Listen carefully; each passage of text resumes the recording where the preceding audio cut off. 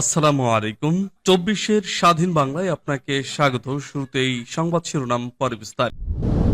জানিয়ে দিব আমাদের হাতে থাকা সর্বশেষ গুরুত্বপূর্ণ আপডেট। বাংলা সংবাদ। শাপলা চত্বরের ঘটনায় ট্রাইব্যুনালে মামলা, হাসিনা ও ইমরান সহ ৫ জনের বিরুদ্ধে গ্রেপ্তারি পরোয়ানা। আলহামদুলিল্লাহ, শুকুর আলহামদুলিল্লাহ। আর এই গ্রেপ্তারেই যেন শেখ হাসিনার ফাঁসি অবধারিত হয় মহান রব্বুল আলামিনের কাছে। এটাই গোটা বাংলাদেশ এবং আলিম উলামার চাওয়া।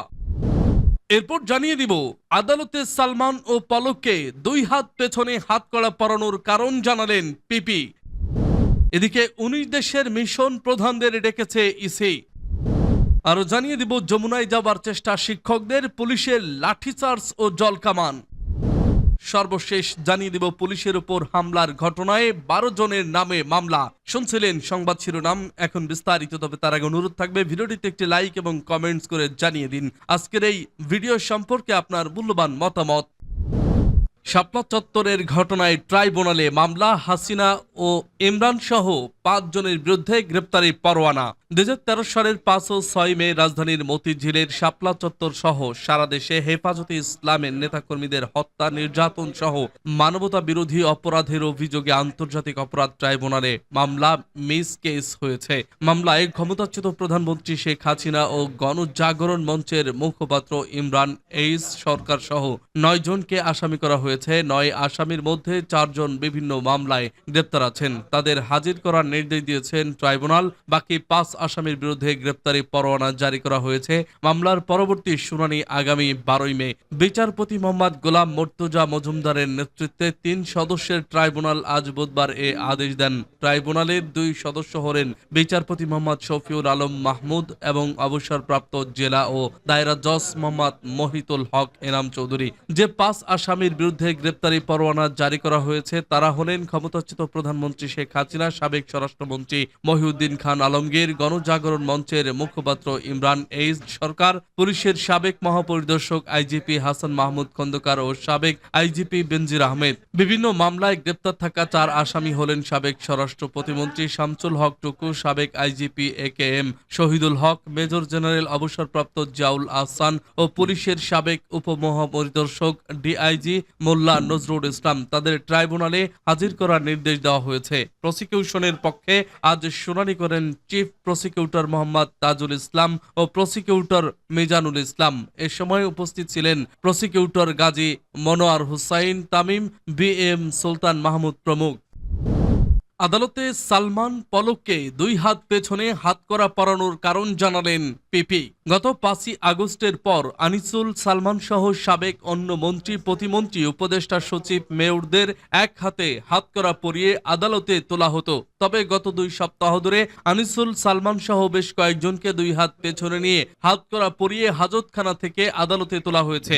সাবেক তথ্য ও যোগাযোগ প্রযুক্তি প্রতিমন্ত্রী জুনায়েদ আহমেদ পলক গত ১০ই মার্চ আদালত প্রাঙ্গণে অভিযোগ করে বলেন, কথা বললেই রিমান্ড আর মামলার সংখ্যা বাড়ে। হাত পেছনে নিয়ে হ্যান্ডকাপ দিয়ে আটকে রাখে। কেন তাদেরকে ২ হাত পেছনে নিয়ে হাতকড়া পরানো হয় তার কারণ জানালেন ঢাকার মহানগর দায়রা জজ আদালতের প্রধান পাবলিক প্রসিকিউটর ওমর ফারুক ফারুকী। বুধবার সকালে ঢাকার চিফ মেট্রোপলিটন ম্যাজিস্ট্রেট আদালতে তোলা হয় আওয়ামী লীগের বেশ কয়েকজন নেতাকে। হাজতখানা থেকে বের করানোর সময় দেখা যায় মাথা নিচু করে দাঁড়িয়ে রয়েছেন সাবেক প্রধানমন্ত্রী শেখ হাসিনার বেসরকারি বিনিয়োগ ও শিল্প বিষয়ক উপদেষ্টা সালমান এফ রহমান ও সাবেক প্রতিমন্ত্রী জুনায়েদ আহমেদ পলক। সালমান ও পলকের ২ হাত পেছনে, ২ হাতেই পরানো হাতকড়া। পলকের পেছনে মাথা নিচু করে দাঁড়িয়ে সাবেক সংসদ সদস্য সোলাইমান সেলিম ও ঢাকার উত্তর সিটি কর্পোরেশনের সাবেক মেয়র আতিকুল ইসলাম।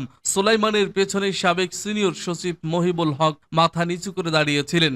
মহিবুল হকের বাপাশে সাবেক স্বরাষ্ট্রমন্ত্রী আসাদুজ্জামান খান কামালের ছেলের সাফে মোদ্দাসির খান জ্যোতি দাঁড়ানো ছিলেন। তাদের সকলেরই পেছনে ২ হাতেই পরানো হাতকড়া। তবে প্রত্যেককে কাঠগড়ায় তোলার সময় এক হাতের হাতকড়া পুলিশ খুলে দেয়। দেয়।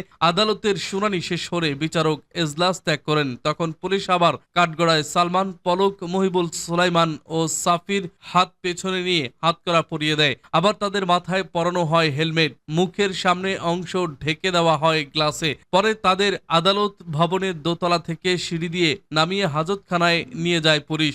সালমান, পলকদের দুই হাত পেছনে নিয়ে হাতকড়া পরিয়ে আদালতে তোলা প্রসঙ্গে পিপি ওমর ফারুকী আদালতকে বলেন, ইদানিং সালমান, আনিসুল সহ বেশ কয়েকজন আসামিকে দুই হাত পেছনে নিয়ে হাতকড়া পরিয়ে আদালতে তোলার বিষয়টি আমার নজরে এসেছে। মূলত বেশ কয়েকজন আসামি হাজতখানা থেকে আদালতে তোলার সময় হাত উঁচু করে চিৎকার করে সরকার বিরোধী বক্তব্য দিতে চান। তারা যাতে হাত উঁচু করে এ ধরনের কথাবার্তা না বলতে পারেন, সেজন্য তাদের হাত পেছনে নিয়ে হাতকড়া পরিয়ে আদালতে তোলা হচ্ছে। ছাত্র জনতার অভ্যুত্থানে গত 5ই আগস্ট শেখ হাসিনা সরকারের পতন হয়। এরপর সাবেক আইনমন্ত্রী আনিসুল হক সহ 27 জন মন্ত্রী গ্রেপ্তার হন। তারা কারাগারে আছেন। গ্রেপ্তার হয়েছেন হাসিনা সরকারের 6 জন প্রতিমন্ত্রী ও 3 জন উপমন্ত্রী। হাসিনার 3 উপদেষ্টাও গ্রেপ্তার হয়েছেন। এর বাইরে গ্রেপ্তার হয়ে কারাগারে আছেন 43 জন সাবেক সংসদ সদস্য ও 11 জন সাবেক আমলা। 19 দেশের মিশন প্রধানদের ডেকেছে ইসি।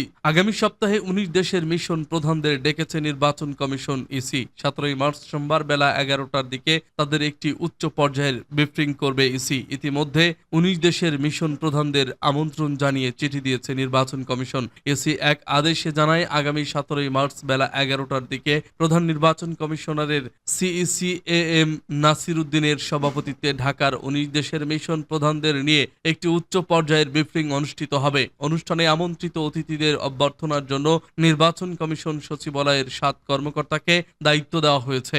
যে 19 দেশের মিশন প্রধানদের আমন্ত্রণ জানানো হয়েছে আফগানিস্তান, আলজেরিয়া, ব্রুনাই, দারুস-সালাম, মিশর, Indonesia, Iran, Iraq, Kuwait, Libya, Malaysia, মালদ্বীপ, মরক্কো, ওমান, পাকিস্তান, ফিলিস্তিন, কাতার, সৌদি আরব, তুরস্ক এবং সংযুক্ত আরব আমিরাত। যমুনায় যাবার চেষ্টা শিক্ষকদের, পুলিশের লাঠিচার্জ, জলকামান। তৃতীয় ধাপে বাদ পড়া বেসরকারি প্রাথমিক বিদ্যালয়ের শিক্ষকরা জাতীয়করণের দাবিতে প্রধান উপদেষ্টার বাসভবন যমুনার দিকে যাবার সময় তাদেরকে পুলিশ বাধা দিয়েছে। এ সময় দুপক্ষের মধ্যে ধাক্কাধাক্কি হয়েছে। এক পর্যায়ে শিক্ষকদের উপর পুলিশ জলকামান ও লাঠি পেটা করেছে। এ ঘটনায় অন্তত 5 জন আহত হয়েছেন। বুধবার দুপুর 1:30টার দিকে জাতীয় প্রেস ক্লাবের সামনে এই ঘটনা ঘটে। দীর্ঘদিন ধরে শিক্ষকরা তাদের দাবি জানিয়ে আসছিলেন। তবে এ নিয়ে আশ্বাস না পাওয়ায় আজ প্রধান উপদেষ্টার বাসভবনের দিকে যাচ্ছিলেন তারা। বেসরকারি প্রাথমিক বিদ্যালয় শিক্ষকদের মিছিলটি কদম ফোয়ারার কাছাকাছি এলে পুলিশ তাদের বাধা দেয় এবং বোঝানোর চেষ্টা করেন। একসঙ্গে এতজনকে নিয়ে প্রধান উপদেষ্টার বাসভবনের সামনে যাওয়ার সুযোগ নেই। কয়েকজন প্রতিনিধি মিলে সেখানে যেতে বলা হলেও তারা রাজি হননি। পরে বাধা উপেক্ষা করে শিক্ষকরা সামনের দিকে যেতে চাইলে পুলিশ আন্দোলনকারীদের ওপর জলকামান নিক্ষেপ করে। তাতেও ফেরানো যায়নি বেসরকারি প্রাথমিক বিদ্যালয় শিক্ষকদের। পরে পুলিশ তাদের লাঠিপেটা করে। পুলিশের ওপর হামলার ঘটনায় 12 জনের নামে মামলা। ধর্ষণ বিরোধী পদযাত্রার নামে পুলিশের ওপর হামলার ঘটনায় 12 জনের নামে মামলা করা হয়েছে। এছাড়া অজ্ঞাতনামা হিসেবে আরও 70 থেকে 80 জনকে এ মামলায় আসামি করেছে পুলিশ। আজ বুধবার রমনা থানার ভারপ্রাপ্ত কর্মকর্তা গোলাম ফারুক বিষয়টি নিশ্চিত করেছেন। এর আগে গতকাল মঙ্গলবার ডিএমপির গণমাধ্যম ও জনসংযোগ বিভাগের উপকমিশনার মোহাম্মদ তালেবুর রহমান এক বিজ্ঞপ্তিতে বলেন, মঙ্গলবার বিকাল আনুমানিক 3:30টার দিকে ধর্ষণ বিরোধী পদযাত্রার নামে নারী পুরুষ সহ 60 থেকে 70 জনের একটি বিক্ষোভকারী দল প্রধান উপদেষ্টার সরকারি বাসভবন যমুনা অভিমুখে যাবার চেষ্টা করলে পুলিশ হোটেল ইন্টারকন্টিনেন্টাল মোড়ে তাদের বাধা দেয়। তখন ওই পদযাত্রায় অংশগ্রহণকারীরা নারীদের ঢাল হিসেবে ব্যবহার করে পুলিশের ব্যারিকেড ভেঙে সামনে এগোনোর চেষ্টা করে। ওই এলাকায় রাষ্ট্রীয় গুরুত্বপূর্ণ স্থাপনার নিরাপত্তা ও যান চলাচল স্বাভাবিক রাখার স্বার্থে পুলিশ বিক্ষোভকারীদের সরে যেতে অনুরোধ করলে তারা উল্টো পুলিশের উপর চড়াও হয়। তখন বিক্ষোভে অংশগ্রহণকারী নারীদের নখের আঁচড়ে বেশ কয়েকজন পুলিশ সদস্য আহত হন। এতে আরো বলা হয়, এক পর্যায়ে পদযাত্রাকারীরা পুলিশের সঙ্গে ধস্তাধস্তিতে লিপ্ত হয় এবং আইন শৃঙ্খলা রক্ষায় নিয়োজিত পুলিশ সদস্যদের ওপর অতর্কিত ইট পাটকেল নিক্ষেপ করে ও লাঠি সোঁটা নিয়ে হামলা চালায়। এ সময় তাদের হামলায় ডিএমপি রমনা বিভাগের সহকারী কমিশনার আব্দুল্লাহ আল মামুন গুরুতর আহত হন। এছাড়া উপ পুলিশ কমিশনার মোহাম্মদ মাসুদ আলম, 2 নারী পুলিশ সদস্য এবং 3 জন পুরুষ কনস্টেবল আহত হন। পরে বিক্ষোভকারীদের ছত্রভঙ্গ করে দিয়ে পুলিশ পরিস্থিতি নিয়ন্ত্রণে আনে।